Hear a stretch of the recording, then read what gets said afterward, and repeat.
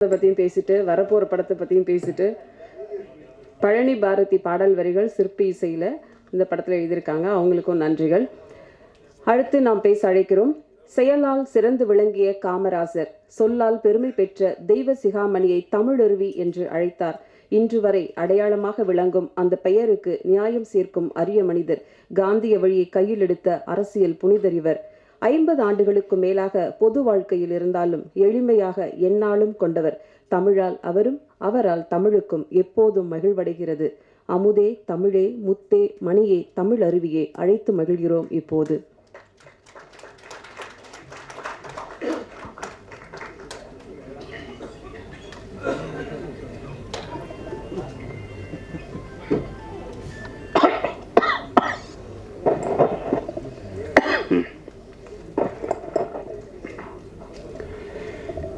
அன்பிற்கினிய டாக்டர் வீரபாபு அவர்களே, கலை உலகில் நான் மிகவும் மதிக்கின்ற 2 ஆளுமைகள், என் இனிய நண்பர் தங்கர் பச்சான் அவர்களே, நடிகரும் இயக்குனருமாகிய சமுத்திரக்கனி அவர்களே, சுரேஷ் காமாட்சி அவர்களே, குழுமி இருக்கின்ற நண்பர்களே, உங்கள் அனைவரையும் முதலில் நான் வணங்கி மகிழ்கிறேன். திரையுலகத்திற்கும் எனக்கும் மிகப்பெரிய இடைவெளி உண்டு. பொதுவாகவே திரையுலகம் சார்ந்த விழாக்களில் என்னை நீங்கள் காண முடியாது. சமீப காலங்களில் வரக்கூடிய திரைப்படங்களின் மீது எனக்கு மிகுந்த வருத்தமும் உண்டு, கோபமும் உண்டு. விதியே விதியே தமிழச் சாதியை என் செய்ய நினைத்தாய் எனக்குறையாயோ என்று பாரதி புலம்பியதைப் போலத்தான் இன்றைய திரைப்படங்களை பார்த்தால் ஒவ்வொரு தமிழனும் உண்மையில் புலம்பியாக வேண்டும். எந்த விதமான சமூக பிரஜையும் இல்லாமல், எந்த விதமான தார்மீக நெறிக்கு உட்பட்ட இயல்புகளும் இல்லாமல், பணத்தை மட்டுமே குறிக்கோளாக வைத்து மிக மலினமான படங்களை இன்றைக்கு திரையுலகம் தந்து கொண்டிருக்கிறது என்பதுதான் வருத்தத்திற்குரிய ஒரு விஷயம். நான் சின்னஞ்சிறு பையனாக இருந்த பொழுது என் தாய் என்னை திரைப்படங்களுக்கு அழைத்து செல்வார். குறிப்பாக சிவாஜி கணேசனும் சாவித்திரியும் நடித்த படமாக இருந்தால் அந்த படங்களை என் தாய் பார்ப்பதோடு என்னையும் சேர்த்து அழைத்து கொண்டு பார்க்க செய்வார். என்னிடம் ஏதாவது ஓரளவு திறமைகள் ரசனைகள் இருக்கின்றன என்றால் அவை அனைத்தும் என் அன்னை எனக்கிட்ட பிச்சை.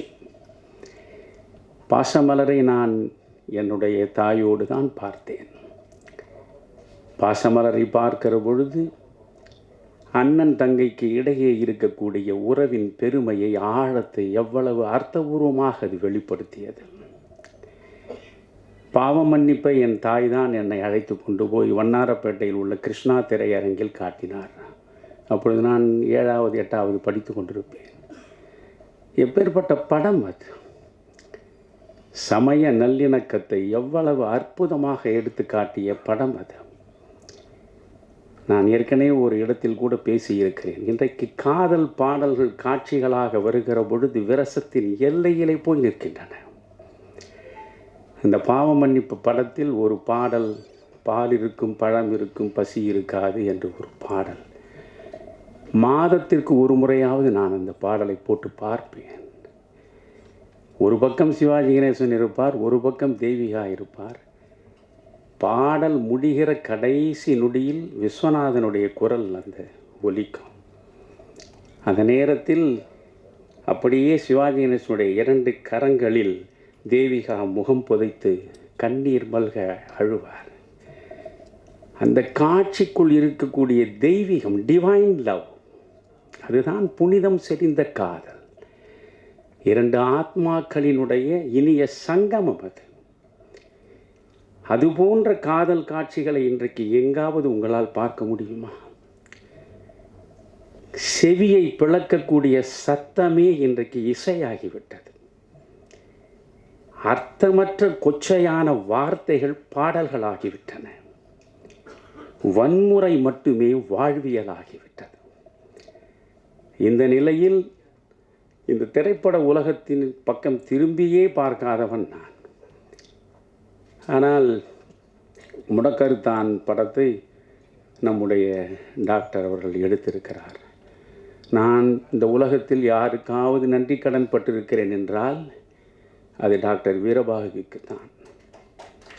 வீரபாகு மட்டும் எனக்கு சிகிச்சை அளிக்காமல் இருந்திருந்தால் என் நேரம் 2 ஆண்டுகளுக்கு முன்பே நான் புதைக்கப்பட்ட இடத்தில் புல் முளைத்திருக்கும். சித்த மருத்துவத்தை பற்றி முதலில் புரிந்து கொள்ள வேண்டும். முடக்கருத்தானை பற்றி சொல்கிறேன். இந்த நேரத்தில் உங்களுக்கு நான் சொல்ல விரும்புகிறேன். நான் யூடியூபிலும் இருக்கிறது தமிழறிவு மணியன் சிந்தனை களஞ்சியம் என்று. மக்களுக்கு எவையெல்லாம் சென்று சேர வேண்டுமோ அவற்றை மட்டுமே பதிவு செய்வதற்கான அது இடம். அதில் சித்த மருத்துவத்தின் சிறப்பியல்புகள் என்றே நான் பேசி அதை வெளியிட்டிருக்கிறேன். நீங்கள் 14 சித்தர்களை பற்றி சொல்லுவார்கள். 14 சித்தர்களை நீங்கள் பட்டியலாக போட்டு பார்த்தால் அதில் பட்டினத்தாருக்கே இடம் கிடையாது. ரொம்ப வியப்பாக இருக்கும். பட்டினத்தாரை நாம் சித்தராகத்தான் பார்க்கிறோம். சித்தர் பரம்பரையில் பட்டினத்தாரை சேர்த்து வைத்துத்தான் நாம் சிந்திக்கிறோம். ஆனால் உண்மையில் பார்த்தால் 14 சித்தர்களின் பட்டியலில் பட்டினத்தார் இருக்க மாட்டார். காரணம், வெறுமனே பாடல்கள் புனைவதனாலேயே ஒருவன் சித்தனாக்கி விடுவதில்லை. ஒவ்வொரு மனிதனுடைய உடல் சார்ந்த நோய்க்கு உரிய மருந்தை மூலிகையை கண்டெடுத்து அவர்களுடைய நோயை தீர்க்கக்கூடிய மருத்துவம், அதுதான் சித்த மருத்துவம். சித்த மருத்துவத்தில் சிறந்து விளங்கியவன் தான் சித்தன். பட்டினத்தாருக்கு மருத்துவம் தெரியாது. அதனால் சித்த மருத்துவர்களை மட்டுமே அடிப்படையாக வைத்து 14 சித்தர்களை ஒரு பட்டியலாக உருவாக்கி இருக்கிற தமிழ் மண் இது. இந்த சித்த மருத்துவத்தை பற்றி நீங்கள் புரிந்து கொள்ள வேண்டும். என் அனுபவத்தை நான் உங்களிடம் பகிர்ந்து கொள்கிறேன். கொரோனாவால் பாதிக்கப்பட்டேன். என் கல்லூரி காலத்தில் 1966 நான் மாநில கல்லூரியில் சேர்ந்தேன். என் கல்லூரி காலம் தொட்டு நான் ஆசனம் போடுபவன். மறந்தும் ஒரு சிகரெட்டை நான் உதட்டில் வைத்ததில்லை. ஒரு துளி மதுவை நான் சுவைத்ததும் கிடையாது. நான் செஷல்ஸ் என்ற தீவு, அழகான தீவு, அது அரபிக்கடலில் ஆப்பிரிக்காவை ஒட்டிய பகுதியாக இருக்கிறது. அங்கே தமிழர்களிடையே பேசுவதற்காக நான் சென்றேன். இந்த தமிழ்நாட்டில் இருந்து பெருந்தலைவர் காமராஜர் விருதுநகரில் தோற்கடிக்கப்பட்ட அன்றே இந்த மண்ணில் இருப்பதே பாவம் என்று கருதி இங்கிருந்து சென்ற ஒரு மனிதன்தான் டாக்டர் ராமதாஸ். அவர் அங்கே மிகப்பெரிய மருத்துவராகவும் மிகப்பெரிய 5 நட்சத்திர ஓட்டல் உரிமையாளராகவும் இருக்கிறார். அங்கே எனக்கு தங்கும் ஏற்பாடு செய்தார். மற்ற எல்லாரையும் வரவழைத்து விருந்து கொடுத்தார்.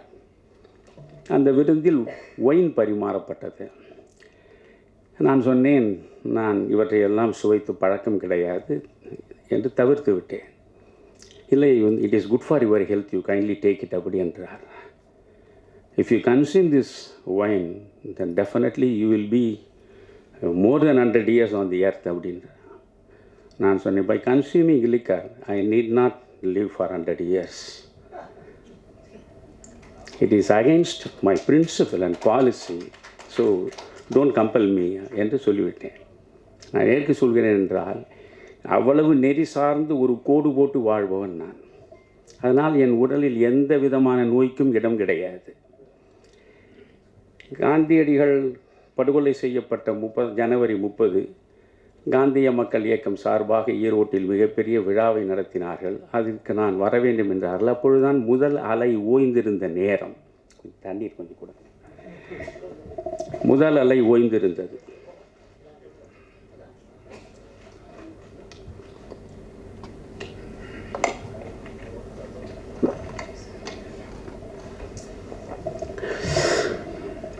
ஈரோட்டில் இருக்கக்கூடிய நண்பர்கள், ஐயா ஜனவரி 30 காந்தி நினைவு நாள், நீங்கள் நிச்சயம் வர வேண்டும் என்றார்கள்.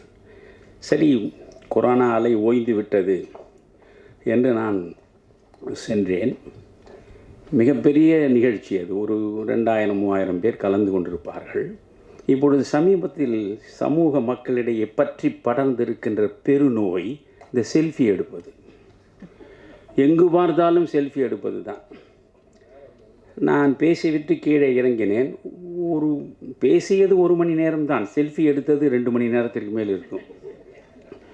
300க்கும் மேற்பட்டவர்கள் வந்து நின்று கொண்டு, நான் கவசம் அணிந்து கொண்டிருந்தேன். ஐயா, இந்த கவசத்தை கொஞ்சம் எடுத்து விடுங்கள், நாம் இருவரும் சேர்ந்து இந்த படத்தை வீட்டில் வைக்க விரும்புகிறேன், கொஞ்சம் எடுத்து விடுங்கள் என்று.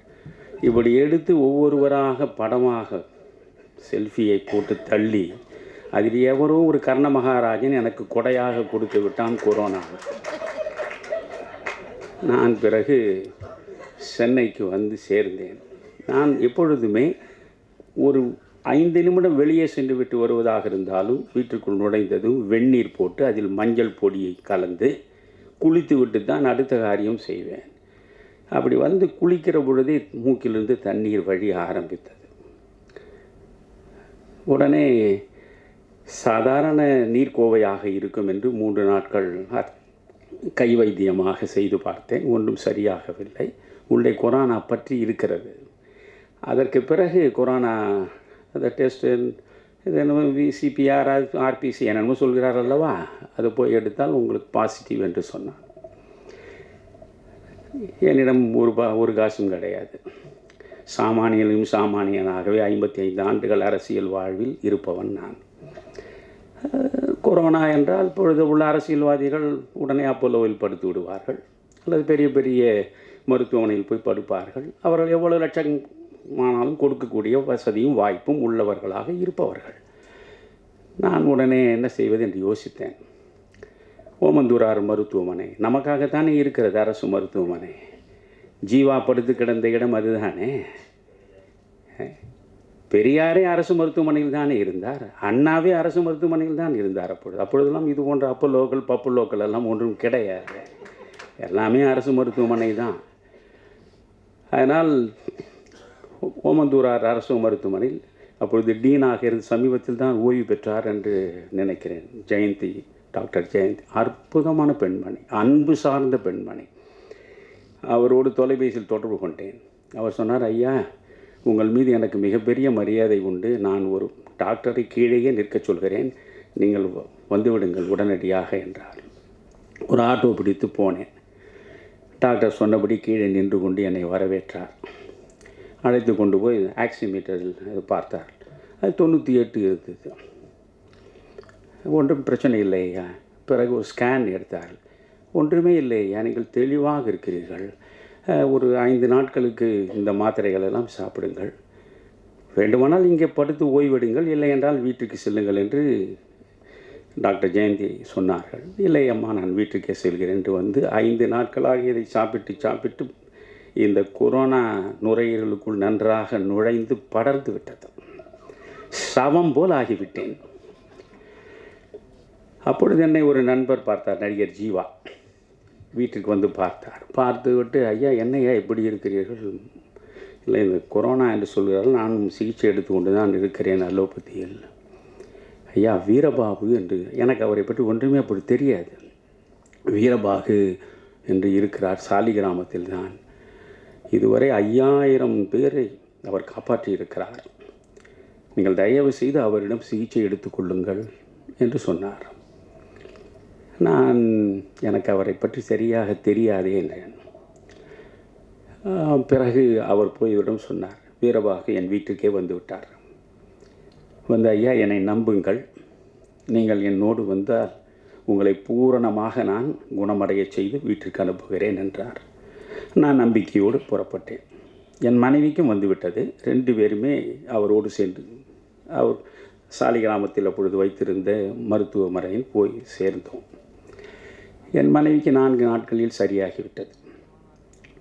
இந்த ஜீவா ரஜினிகாந்த் அவர்களோடு தொடர்பு கொண்டு, ஐயாவுக்கு கொரோனா ஐயா, அவர் டாக்டர் வீரபாகு அவனுடைய மருத்துவமனையில் தான் இருக்கிறார். உடனே ரஜினி என்னோட தொலைபேசியில் தொடர்பு கொண்டு, ஐயா, கொரோனா உயிர் கொல்லி ஐயா, இதை நீங்கள் ரிஸ்க் எடுக்க வேண்டாம், நீங்கள் ஒரு 10 நிமிடம் எனக்கு நேரம் கொடுங்கள். தமிழ்நாட்டிலேயே சென்னையிலேயே மிகச்சிறந்த சிகிச்சை அளிக்கக்கூடிய மருத்துவமனை எதுவோ அது ஏற்பாடு செய்து உங்களை நான் அங்கே கொண்டு வந்து விடுகிறேன் என்றார்.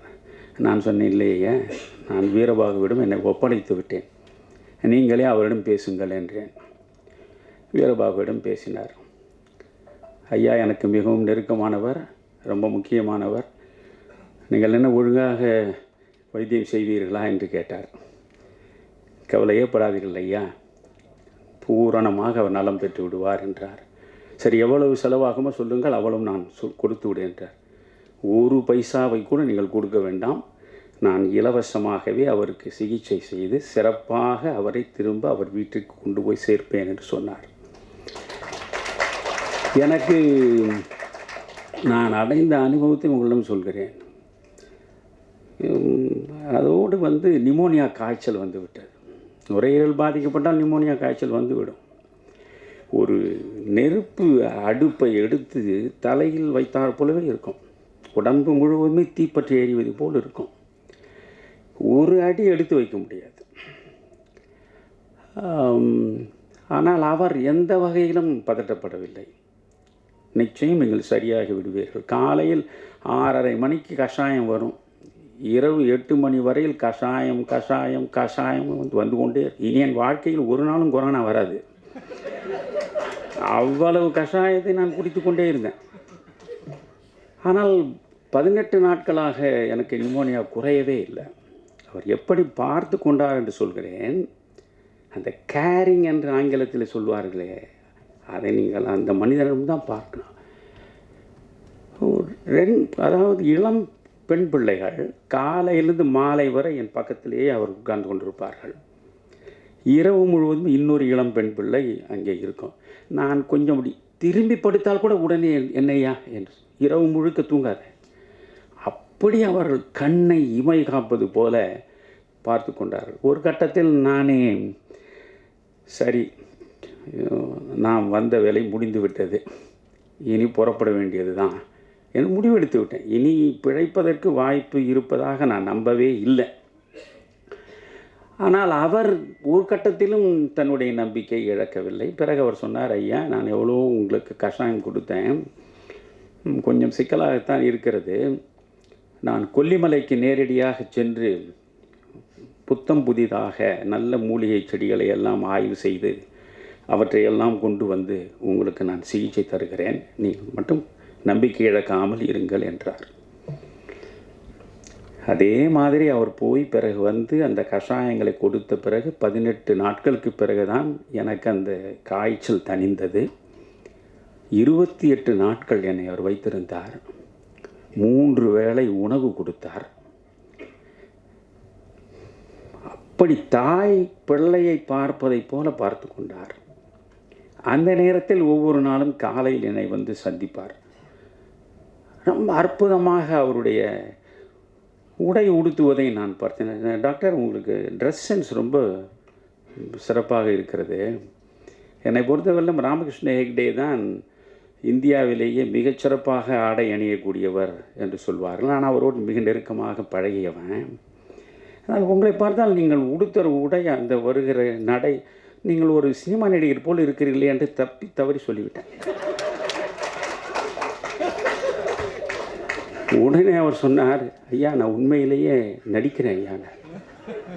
என்னடா இது விபத்து, இவ்வளவு பெரிய மனிதன் வாழ்க்கை முழுவதையும் இந்த மருத்துவ உலகத்திற்கு அர்ப்பணித்து விட்டால் இவரால் எண்ணற்ற உயிர்கள் வாழுமே, பாழ்பட்ட அந்த உலகத்திற்கு இவர் போகத்தான் வேண்டுமா? என்னை பலர் அழைத்திருக்கிறார்கள். இப்பொழுது கூட சொல்கிறேன் உங்களுக்கு, கொஞ்ச காலத்திற்கு முன்பு நம்முடைய ஹரி அவர்கள் சிங்கம் எல்லாம் 1, 2, 3 வந்தது இல்லையா, அதில் ஒரு நாள் அவர் தொடர்பு கொண்டு, ஐயா உங்களுடைய உடல் மொழியே அற்புதமாக இருக்கிறது, என்னுடைய படத்தில் ஒரு லட்சியவாதி கேரக்டர் இருக்கிற நீங்கள் நடிக்க வேண்டும் என்றார். நான் அரிதாரம் பூசி நடிப்பேன் என்று உங்களுக்கு யாரையா சொன்னார்கள்? இல்லை ஐயா, அதுக்காக நான் கலைஞர்களை குறை சொல்லவில்லை. இப்போ சமுத்திரகனி இருக்க, நான் இப்பொழுதும் அவரிடம் சொன்னேன், விமானம் படம் சமீபத்தில் பார்த்தேன், வியந்து போனேன். அவர் அப்பா என்று அவர் எடுத்த சமுத்திரக்கனி என்று ஒரு படம் இருந்தால் நான் பார்ப்பேன், நிச்சயம் பார்ப்பேன். சமுத்திரக்கனிக்காக நான் சொல்லலை. என்னால் யாரையும் முகஸ்துதி செய்ய முடியாது, யாருக்கும் இல்லை. நான் ஒன்றில் தெளிவாக இருப்பவன். முகமது நபிகள் ஒரு முறை அழகாக சொன்னார், யாராவது ஒருவனை நீ அவமானப்படுத்த வேண்டும் என்று விரும்புகிறாயா, வேறொன்றும் செய்யாதே, அவனிடம் இல்லாத பெருமைகளை எல்லாம் இருப்பதாக சொல்லிக்கொண்டே இரு, அதைவிட ஒருவனை அதிகபட்சமாக அவமானம் செய்யவே முடியாது என்றார் நபிகளார். ஆனால் என்னால் யாரையுமே இல்லாததையெல்லாம் சொல்லி ஒருவரை புகழவே முடியாது. அதனால் தான் நான் அடிவாரத்திலேயே இருக்கிறேன். எனக்கு யாருக்கும் முதுகு சொரியவும் முடியாது, ஏவல் கோவலாகவும் இருக்க முடியாது. கண்ணதாசன் அந்த காலத்தில் எழுதி நான் சின்னஞ்சிறு பிள்ளையாக படித்த அந்த கவிதையில் 2 வரி தான், இவை சரி என்றால் இயம்புவதும் தொழில், இவை தவறானால் எதிர்ப்பதும் வேலை. இந்த 2 தான் 55 ஆண்டுகளாக நான் பொது வாழ்வில் செய்து கொண்டிருக்கிறேன். அதனால் இவர் எனக்கு உயிர் கொடுத்தார். அவர் சினிமா நடிக்க போயின்றார். என்ன டாக்டர் நடிக்க போகிறீங்களா? இல்லை, கதை, வசனம், டைரக்ஷன், நடிப்பு தொலைந்தது என்று முடிவெடுத்தேன். ஆனால் அவரிடம் எப்படி சொல்வது? நமக்கு உயிர் கொடுத்த வள்ளல் அவர். யோசியுங்கள் டாக்டர், சினிமா உலகம் சரிப்படுமா என்று யோசியுங்கள் என்றேன். இல்லை இல்லை, ரொம்ப சிறப்பாக வருங்கய்யா, படத்தின் பெயர் முடக்கருத்தான் என்றார். தலைப்பே ரொம்ப வித்தியாசமாக இருந்தது. சரி, எடுத்தார். இன்றைக்கு அந்த படம் வரப்போகிறது. சமுத்திரக்கனி சொன்னது போல தான், நம்ம தங்கர் பச்சான் சொன்னது போல தான், சமூகத்திற்கு அவர் நிறைய செய்து விட்டார். சமூகம் அவருக்கு ஏதாவது செய்ய வேண்டும் என்றால் இந்த படத்தின் மூலம் அவர் பொருளாதார ரீதியாக நட்டப்படாமல் காப்பாற்றி கொள்ளுகிற ஒன்றை சமூகம் செய்தாலே, இதுதான் நான் மாற்றுகிற நன்றி கடன். சித்த வைத்தியம் பற்றி நான் மீண்டும் சொல்கிறேன் உங்களுக்கு. இப்படி நான் பிழைத்து வந்தேன். 28 நாட்கள் எனக்கு சோறு போட்டார். என்னை ஒரு தாயை போல் பார்த்து கொண்டார். 2 பிள்ளைகள் என்னை அப்படி பராமரித்தார்கள். வீட்டில் இருப்பது போல தான் அங்கேயும் படித்து கொண்டே தான் இருந்தேன். எனக்கு ஒரு மருத்துவமனையில் இருந்தார் போல உணர்வே இல்லை. நான் புறப்படும் பொழுது, என்ன டாக்டர் 28 நாட்கள் இருந்திருக்கிறேன். அப்புறம் ரஜினிக்கு ஃபோன் பண்ணி, இது மாதிரி என்னை காப்பாற்றி விட்டார், நீங்கள் அவரிடம் பேசுங்கள்னு. அவரிடம் பேசி ரொம்ப நன்றி, ஏதாவது நான் செய்யணுமா என்னார். ஒன்றுமே செய்ய வேண்டாயா என்று மறுத்து விட்டார். பிறகு நான் சொன்னேன், என்னால் என்னுடைய சக்திக்கு, ஏனென்றால் சோறு போட்டிருக்கிறீர்கள், வெறும் மருந்து மட்டுமல்ல, 28 நாட்கள் சோறு போட்டு எனக்கு எல்லாம் செய்திருக்கிறீர்கள், ஏதோ என்னால் இயன்றதை கொடுத்து விட்டு போகிறேன் என்றேன். முடியவே முடியாது என்று மறுத்த. அப்படிப்பட்ட ஒரு மனிதனை மருத்துவ உலகத்தில் பார்க்க முடியுமா? அந்த நேரம்தான் 7 லட்சம், 8 லட்சம், 10 லட்சம் என்று பெரும்பாலான டாக்டர்கள் தோட்டம், துறவு, மாட மாளிகை, கூட கோபுரங்கள் உள்ளவர்களாக மாறியதற்கு கொரோனா தான் காரணம். இன்னொரு கொரோனா வருமா என்று காத்து கொண்டிருக்கிறார். வெட்டியான் இருந்தார் என்றால் மயானத்தில் இன்றைக்கு 10 சாவு வரும் என்றால் அவர் சந்தோஷமாக இருப்பார். ஏனென்றால் 10 சாவு வந்தால் நமக்கு வயிற்று பசிக்கு வழி கிடைக்கும் என்று. ஆனால் இவர்கள் மிக மோசமான மனிதர்கள். மருத்துவ உலகத்தை போன்ற ஒரு இரக்கமில்லாத அரக்கர்கள் இருக்கக்கூடிய உலகம் ஆங்கில மருத்துவம் இருக்கக்கூடிய உலகம்தான். சந்தேகமே வேண்டாம் உங்களுக்கு. விஜயகாந்த் ஒரு படத்தில் எடுத்தது தவறே கிடையாது, கொஞ்சம் கூட மிகையே கிடையாது. செத்துப்போன பிணத்தை வைத்துக்கொண்டு சிகிச்சை செய்வதாகவே நடித்து லட்சக்கணக்கில் சுரண்டக்கூடிய அளவுக்கு இருதயத்தை முழுவதுமாக இழந்துவிட்ட மலினமான மனிதர்கள் உள்ள மண்.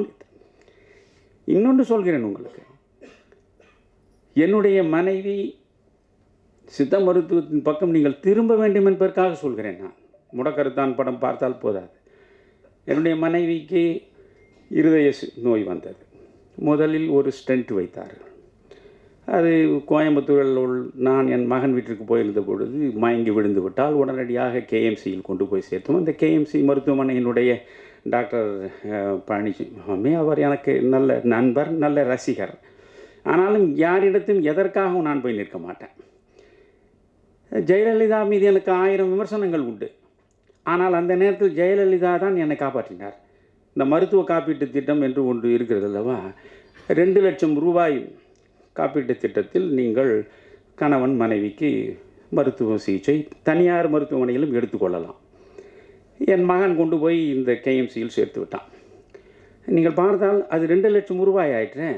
ஒரு ஸ்டண்ட் வைப்பதற்கு கரெக்டாக 1,98,000 ரூபாய்.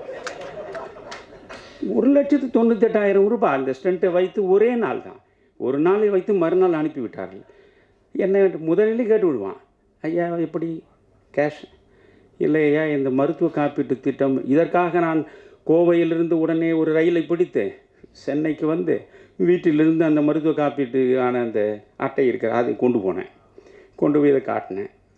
பார்த்தான், ஓ சரி, அப்போ 2 லட்சத்துக்கு குறைவில்லாமல் நாம் இதை எடுத்துட முடியும். பில்லை பார்த்தா நான் நினச்சேன் இது என்ன ஒரு 1 லட்சம் போனாலும் நமக்கு ஏதாவது ஆனால் இன்னும் 1 லட்சம் இருக்கும். 1,98,000. நான் சொன்னேன், ஏன் டாக்டர் 2,000 விட்டுட்டீங்கன்னு. இதுதான் மருத்துவர்களுடைய குணம். சரி ஸ்டண்ட்டு வச்சோம். 1 வருடம் தான் அவள் சுமாராக இருந்தா. அடுத்த ஆண்டு பார்த்திங்கன்னா திரும்ப மோசமான நிலைக்கு போயிட்டா. போன பிறகு நான் ஏதோ கதை சொல்ல நினைக்காதீங்க, இதை ஒரு உங்களுக்கு அர்த்தபூர்வமாக பேசுகிறேன். என வார்த்தைகளை விரயப்படுத்துவது என் வாழ்க்கையே கிடையாது. என்ன செய்வதென்று புரியவில்லை எனக்கு. இந்த மருத்துவ உலகத்தை பார்த்தாலே, ஏனென்றால் அப்பொழுது வீரபாகுவோடு இல்லை, இதுக்கு வீரபாகுவை சந்திப்பதற்கு முன்பு நடந்தது. சித்த மருத்துவத்தை பற்றி எனக்கு ஒன்றும் தெரியாது. உடனே என்ன செய்வது என்று யோசித்தேன். 1999 தமிழ் மாநில காங்கிரஸ் தனியாக நின்றபோது மூப்பனார் பொது தலைவர், நான் 5 பொதுச் செயலாளர்கள், நான் கேஎஸ் அழகிரி, பீட்டர் அல்போன்சன் பொதுச் செயலாளர்கள் இருந்த நேரம். அப்பொழுது இப்போது பாரதி ராஜா ஹாஸ்பிட்டல் இருக்கிறதே, அதனுடைய உரிமையாளர் டாக்டர் நடேசன், அவருக்கு எம்பியாக இருக்க வேண்டும் என்று ஆசைப்பட்டு அவர் என் வீட்டிற்கு வந்தார். என்னிடம் கேட்டார். நான் அதை மூப்பனாரிடம் சொல்லி பிறகு அவர் எம்பியாக அந்த தேர்தலில் நின்றார். நானும் மூப்பனாரும் சென்று அவருக்காக பேசினோம். தோற்று போனார், அது வேறு கதை. உடனே அவர் என் நினைவுக்கு வந்தார். சரி, அங்கே போனால் ஓரளவு சிகிச்சைக்கு யாரிடமும் இலவசமாக எதையும் பெற்று நமக்கு பழக்கம் இல்லை, இருந்தாலும் நம்மை ஏமாற்றி விட மாட்டார் கண்டபடி பணத்தை போட்டு என்று நினைத்து கொண்டு போய் அங்கே சேர்த்துட்டேன். சேர்த்த அடுத்த நிமிடமே அது டாக்டர்ஸ் அந்த முறையான எல்லா பரிசோதனைகள் வரிசையாக ஆரம்பித்து விடுவார்கள். உங்களுக்கு மூக்கு சளி என்றால் கூட ஆரம்பித்து விடுவார்கள். வரிசையாக என்னென்ன டெஸ்ட் இருக்கோ அத்தனையும் பண்ணி ஒரு 2 லட்சம் ரூபாய் போட்டு சளிக்கு மருந்து எழுதி கொடுப்பான். அப்படி ஆகிடுச்சு. இப்படி இவர் எல்லாமே எடுத்துகிட்டு பிறகு என்னை தனியாக அழைச்சி, ஐயா இது ரொம்ப சிக்கலான பிரச்சனை, ஒரு 10 விழுக்காடு இவர்கள் பேராலிட்டிக் அட்டாக் வருவதற்கும் வாய்ப்பு இருக்கிறது. இந்த இருதயத்தில் காம்ப்ளிகேட்டடான சர்ஜரியை நாங்கள் செய்ய வேண்டும். ரொம்ப அவங்க மெடிக்கலாக என்னென்ன சொல்லணும் மிரட்டுறதுக்கு அத்தனையும் சொன்னாங்க. எனக்கு ஒரு 40 ஆண்டுகளுக்கு மேலே என் நெஞ்சுக்கு மிகவும் நெருக்கமான நண்பர் சிவகுமார், திரை உலகத்திலேயே எனக்கு மிக மிக நெருக்கமான, என் வாழ்வில் இன்பத்திலும் துன்பத்திலும் சகல தலங்களிலும் என்னோடு எதையும் பகிர்ந்து கொள்ளக்கூடிய மனிதர் சிவகுமார். அவர் வீடு அங்கேருந்து பக்கமாக இருந்தது. உடனே நான் தொலைபேசி தொடர்பு கொண்டு, சார் என் மனைவி இங்கே மருத்துவமனையில் கொண்டு வந்திருக்கேன் பாரதி ராஜாவில், அது ஏதோ ரொம்ப காம்ப்ளிகேட்டட்னு சொல்கிறாங்க, 5 நிமிஷம் இருந்து வந்துட்டேன் அப்படின்னார். உடனே பொருள் வந்தார். அந்த டாக்டர்ஸை பார்த்து என்ன பிரச்சனை, இல்லை எதுவுமே காம்ப்ளிகேட்டடாக இருக்கேன். அப்படியா, சரி ஒரு செகண்ட் ஒப்பீனியன் வாங்கலாம்னு நினைக்கிறோம், நீங்கள் இதெல்லாம் கொடுக்குறீங்களா, நீங்கள் என்னென்ன பண்ணியிருக்கீங்களா எல்லான்னு. அதுக்கு ஒரு பிரச்சனை இல்லை சார், கொடுத்தாங்க. என்னை அவர் அழைத்து கொண்டு செங்கோட்டு வேலு கொண்டு போனார். அப்போ அப்போலோவில் இருக்கார். அவரிடம் அழைத்து கொண்டு போனால் அவர் பார்த்தார், இது ரொம்ப சிக்கலாக தான் இருக்குங்க, இதை நான் கூட பண்ண முடியாது, கிரிநாத் தான் இதுக்கு பண்ணணும் அப்படின்னு சொன்னார். அவர் கிரிநாத் ரொம்ப 50,000 பேருக்கு மேலே செய்தவர். அப்போ அவர் மிகப்பெரிய ஆட்களுக்கு தான் அப்பொழுது அவர் செய்வார். அப்புறம் கிரிநாத்திடம் போனோம். இந்த கதையை பெருசாக நான் சொல்ல விரும்பலை. இது நடந்தது. அவளுக்கு பைபாஸ் பண்ணணும், வால்வும் ஒன்றும் கெட்டு போயிடுச்சு அப்படின்னு சொல்லிட்டாங்க. பிறகு என்ன பண்ணுறதுன்னு எனக்கு ஒன்றும் தெரியல.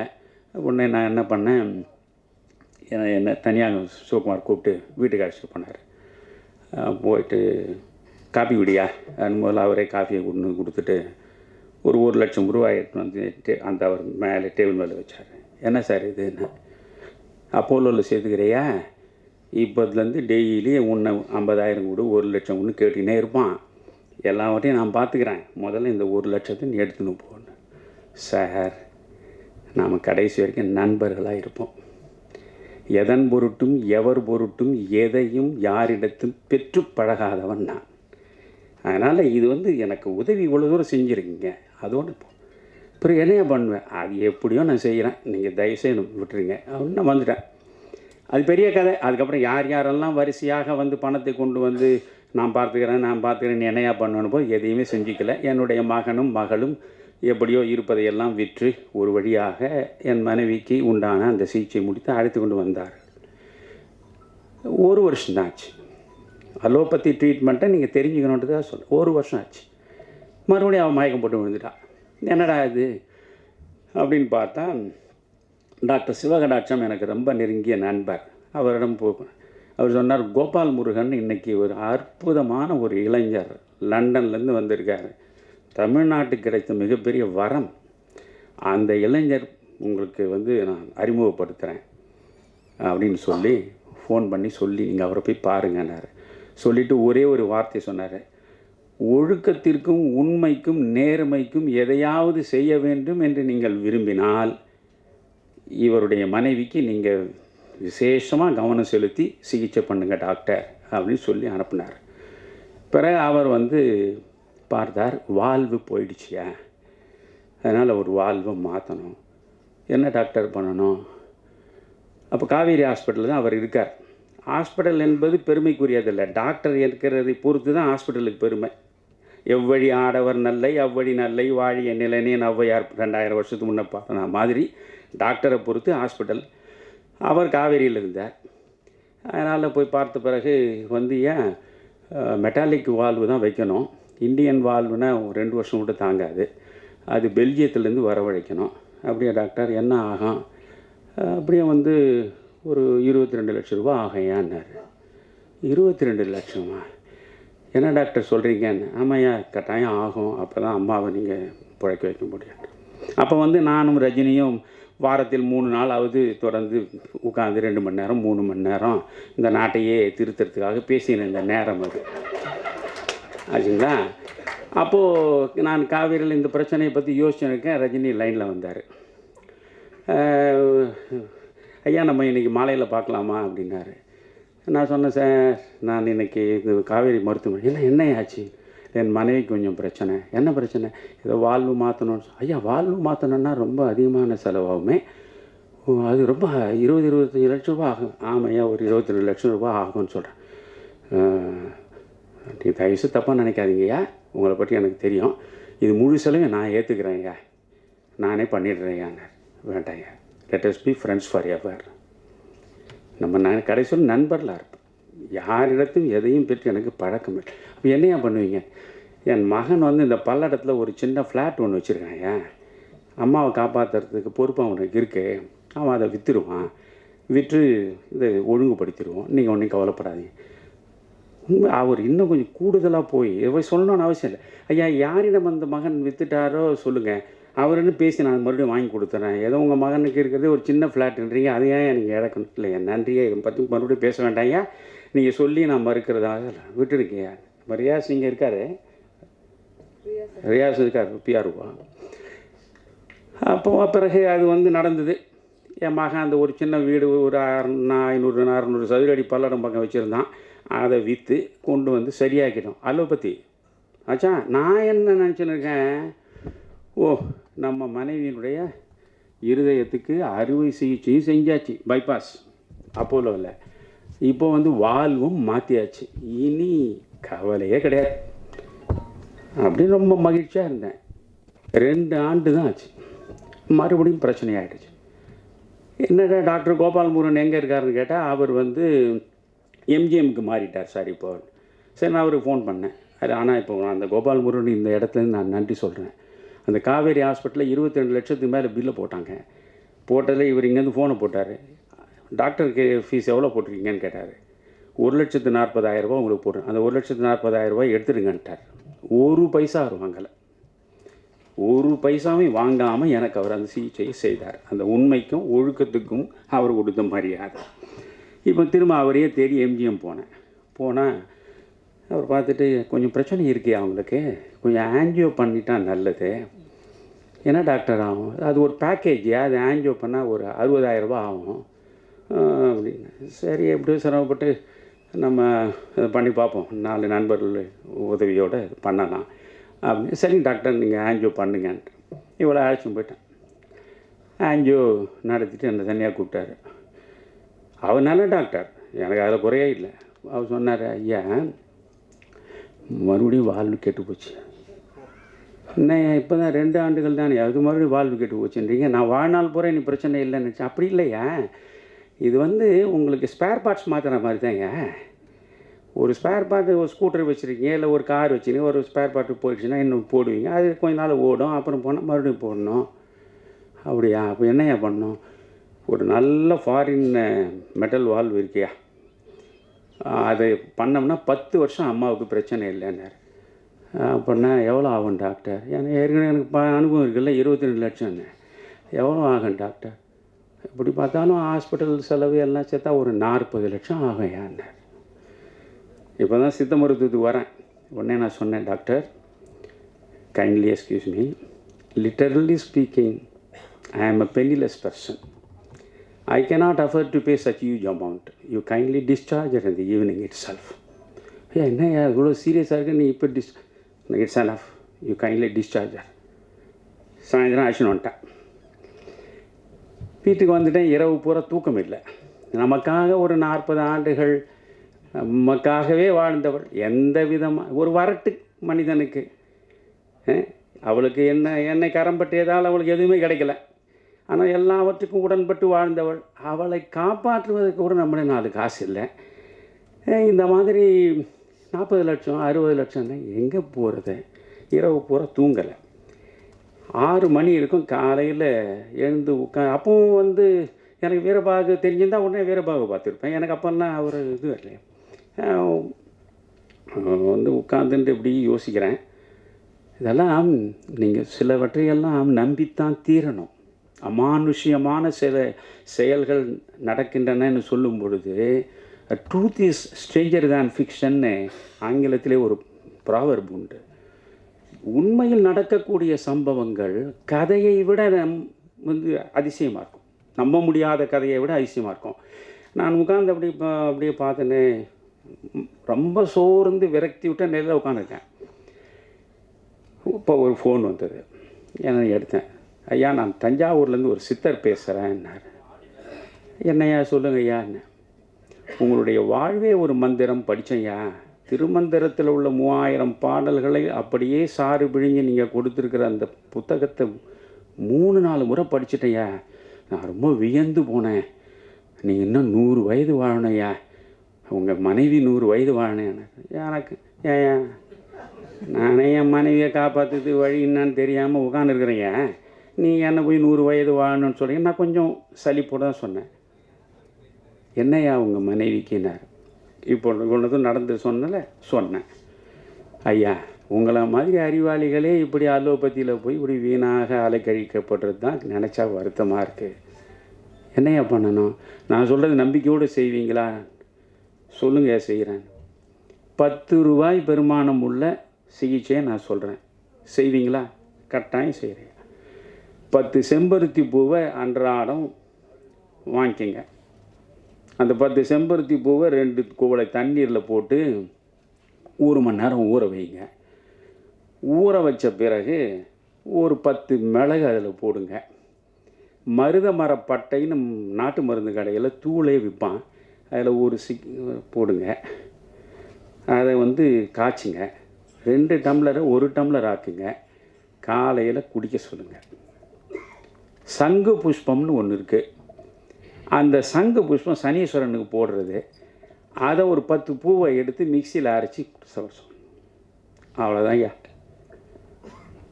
இந்த நிமிஷம் 40 லட்சம் ரூபாயை நான் கொடுத்துருந்தாலும் என்ன ஆயிருக்குன்னு தெரியாது.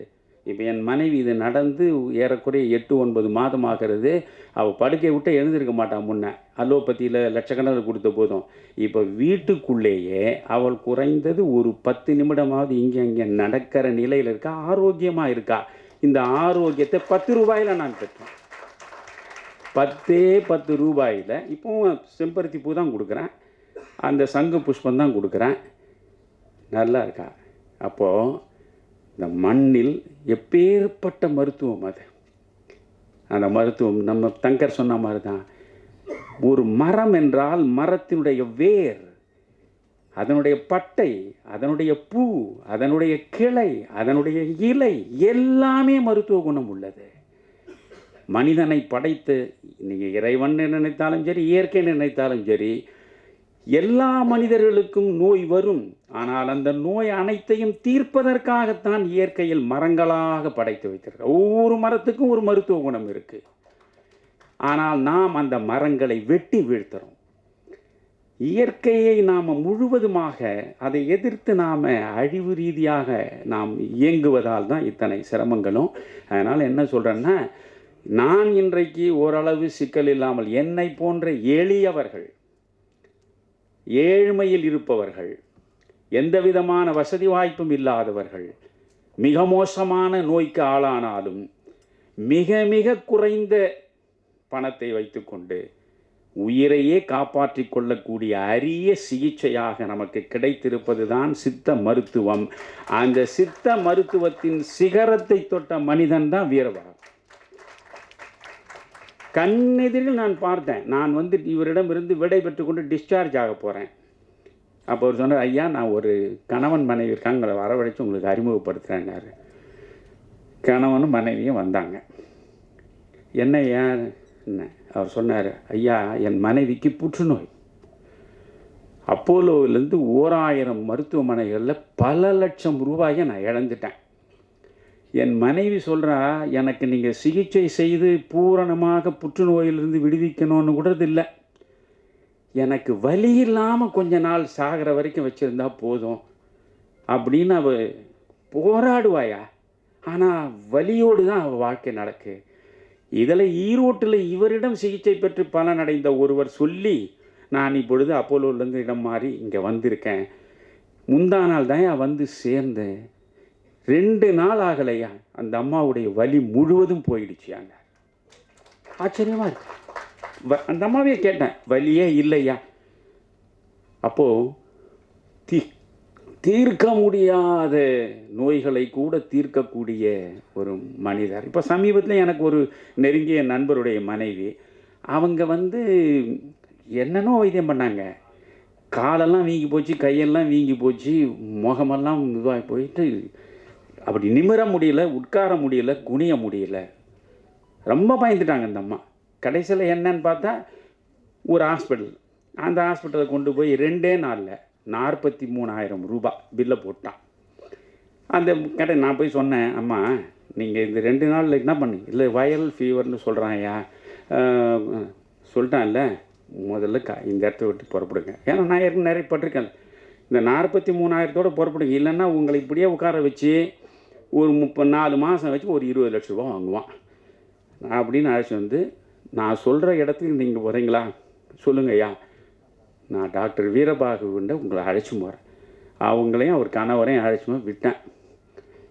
ஒரே வாரம் தான் அந்த அம்மா கம்பீரமாக பழைய நிலையில் எழுந்து நடந்து சிக்கனாவது குனியாவது எல்லாவற்றையும் முடிச்சார். இப்படிப்பட்ட ஒரு மனிதன், ஆனால் இப்படிப்பட்ட ஒரு உலகத்துக்கு வந்திருக்கார். அதுதான் எனக்கு என்னென்ன திரைப்படங்கள் மேலேயோ நடிகர்கள் மேலேயும் எனக்கு ஒன்றும் கோவம் இல்லை. அப்படி கோவம் தான் நான் ஏன் ரஜினிகாந்தை பயன்படுத்தி அரசியல் மாற்றத்தை பண்ணிட முடியாதான்னு நான் போய் நினைக்கிறேன்னா எப்படி? ஆனால் இன்றைக்கி என்ன 300 கோடி 400 கோடி போட்டு படம் எடுத்தால் தான் தியேட்டருக்கே போகிறான் இல்லையா? பிரம்மாண்டமான படங்களின் மூலம் என்ன கொடுத்தீங்க? நான் ரஜினியிடமே சொல்லிட்டு வந்தேன், சார் நீங்கள் எத்தனை படம் வேணால் நடிங்க, ஆனால் ஒரு முள்ளும் மலர் மாதிரி மீண்டும் நடிக்க பாருங்கள். ஒரு 6லிருந்து 60 வரை மாதிரி ஒரு படத்தில் நடிக்க பாருங்கள். எங்கேயோ கேட்ட குரல்னு ஒரு படம் நடிச்சிங்களே, அதில் கடைசியில் இந்த அம்பிகாவை பார்ப்பீங்களே, என் கண்ணு முன்னாலே இருக்கு. அது மாதிரி படங்கள் பண்ணுங்க. இதெல்லாம் என்ன காலத்தால் நிற்காது சார்னு சொல்லிட்டு தான் நான் வந்தேன். யோசிச்சு பாருங்கள். இப்போ கமலஹாசன் நீங்கள் அபூர்வ ராகங்கள் படங்கள் இப்போ போய் பாருங்கள். ஒன்றுமே இல்லை, பாலச்சந்தர் எடுத்த ரஜினியும் கமல்ஹாசன் நடிச்ச அவர்கள் படம் பாருங்கள். இதெல்லாம் என்ன எத்தனாயிரம் கோடி பட்ஜெட்டில் எடுத்த படங்க. ரொம்ப சாதாரண பட்ஜெட்டில் சிறப்பாக எடுத்த படங்கள்லாம் சிறப்பாக நடந்திருக்கு. இந்த விஜயன் நடித்த படங்கள்லேயே இந்த பூவே உனக்காக, காதலுக்கு மரியாதை, இந்த படங்களை பார்த்து அதுக்கு பிறகு தானே அவர் பெரிய ஸ்டார் ஆனார். ஆனால் அந்த படம் தான் நிற்கும். இதெல்லாம் எப்படி நிற்கும்? சம்மட்டி எடுத்து மண்டையே அடித்து போலக்கிற மாதிரி. இதில் கூட அந்த காட்சியை காட்டினார். வீரபாகுக்கு ஏன் இது மாதிரி ஆனார்? நான் ஏற்கனவே ஒரு படத்தை ரொம்ப வற்புறுத்தி காட்டினானுங்க, அதில் ஒரே அடி சம்மட்டியில் மண்டையை போல. இப்படிலாம் பண்ணக்கூடாதுயா, இப்படிலாம் பண்ணக்கூடாது. சினிமா என்பது நான் என்ன இதோட சொல்லி முடிச்சிடுறேன். எனக்கு இந்த சினிமா மேலே எனக்கு மிகப்பெரிய ஈடுபாடு உண்டு. கோபம் அதனால தான் இருக்கு எனக்கு. ஐயா, எழுத்து படித்தவனை மட்டும்தான் போய் பாதிக்கும். படிக்காத பாமரனிடமும் சென்று சேர்ந்து பாதிப்பை உருவாக்கக்கூடிய ஆற்றல் மிக்க ஒரு ஊடகம் உலகத்தில் உண்டென்றால் அது சினிமா ஒன்று தான். எழுத்தறிவே இல்லாத பாமரன் அவனை போய் பாதிக்கும். அதை முறையாக பயன்படுத்தி முதலமைச்சர் நாற்காலியில் வந்து சேர்ந்த மனிதன் எம்ஜிஆர். யோசிங்க, ஒரு பாட்டு தமிழ்நாடு புழ கொண்டு போச்சு. அச்சம் என்பது மடமையடா, அஞ்சாமை திராவிடர் உடமையடா, ஆறிலும் சாவு நூறிலும் சாவு. அந்த ஒரு பாட்டு கிராமம் வரைக்கும் திமுகவை கொண்டு போய் சேர்த்தது. இன்னைக்கு என்ன பாட்டா வருது? முக்கலும் முனகலும், நீ லவ்வரியா நான் லவ்வரனான்னு ஒரு பாட்டு போடுறான். என்னதான் எழுதுறீங்க கேட்டா, கண்ணதாசன் எழுதும்போது ஒரு பாட்டுக்கு அதிகபட்சம் வாங்கியது 5000 ரூபாய் தான். இப்போ எந்த கிறுக்களுக்கும் ₹1,00,000 மேலே தான் பாட்டு எழுதுறான். என்ன பண்ணுறீங்க? உங்களுக்கு சமூக பொறுப்பே கிடையாதா? இந்த சமூகம் சார்ந்த ஒரு சிந்தனையே உங்களுக்கு இல்லை என்றால் நீங்கள் என்ன மனிதர்கள் என்று கேட்கிறேன். எப்படியாவது பணத்தை சம்பாதிப்பது தான் உங்கள் வாழ்வின் மிகப்பெரிய நோக்கம் என்றால் இதை விட வேறு தொழில் செய்து நீங்கள் நன்றாக வாழலாம் என்பதுதான் என்னுடைய அபிப்பிராயம். பணம் என்பது என்னையா? அதுக்கு ஒரு மரியாதையே கிடையாது. அது அயோக்கியரிடம் இருக்கும், யோகியனிடம் இருக்கும். பிறகு என்ன?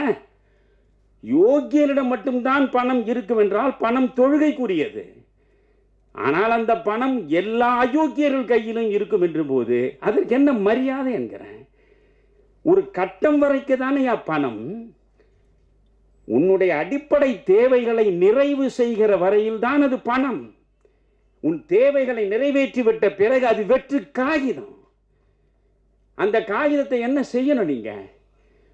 நான் எனக்கு வீடு வேணும், கிடைச்சிருச்சு. கார் வேணும், கிடைச்சிருச்சு. என்னென்ன வசதி வேணும் எல்லாம் கிடைச்சிருச்சு. அது வரைக்கும் அது பணம். அதற்கு மேலே எனக்கு எந்த புதிதாக தேவை இல்லை என்றால் என்னிடம் இருப்பது வெற்று காகிதம். அந்த காகிதத்தை மீண்டும் பணமாக்க வேண்டும் என்றால் இல்லாதவனுக்கு கொடுக்கிற போதுதான் அந்த காகிதம் மறுபடியும் பணமாகும். எனவே எங்கே ஏழை, எங்கே அனாதை, எங்கே அகதி, எங்கே நோயுற்றவன், எங்கே கல்வி அறிவற்று கிடப்பவன் தேடி தேடி கொடுக்க வேண்டும். நான் வீரபாகு இதை சொல்லி நான் முடிச்சிடுறேன். எனக்கு ரொம்ப பிடித்த விஷயம், அவர் வருவார் காலையில் என்னோட பேசிட்டு இருப்பார். நான் அந்த மருத்துவமனையில் 28 நாள் இருந்தபோது ஒரு நாள் அவர் சொன்னார், வியந்து போனேன், இந்த மனிதனுக்குள்ளே எப்பேற்பட்ட மனிதனை. அவர் முக்கியமான நடிகர்களை பற்றியெல்லாம் அப்படியே பேசிகிட்டே வந்தார். சொன்னார், ஐயா, இந்த நடிகர்கள் எல்லாம் 100 கோடி 150 கோடின்னு வாங்குறாங்களே, வாங்கட்டும், அதனால் ஒன்றும் பிரச்சனை இல்லை. ஒரு படத்துக்கு 100 கோடி வாங்குற போதே 10 கோடி ரூபாய் ஏழைகளுக்கு, அவர்கள் கல்விக்காக, அவர்கள் மருத்துவத்துக்காக, இப்படி ஏதாவது ஒரு சமூக பயன் பெறுவதற்கு ஒரு படத்தில் நீ 100 கோடி வாங்க. 100 கோடியில் 90 கோடியை வைத்துக்கொள். 10 கோடியை நீ சமூக மக்களின் நலனுக்காக கொடுத்தால் உன்னை உலகம் பாராட்டுமே.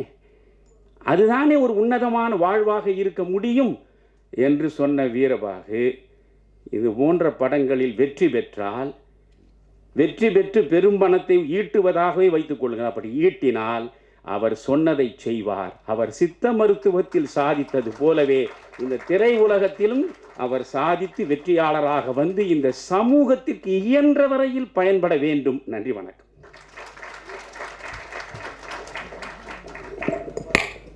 நன்றிங்க ஐயா. அடிக்கடி உங்கள் பேச்சை நாங்களும் கேட்க வேண்டும் என்று ஆர்வப்படுகிறோம்.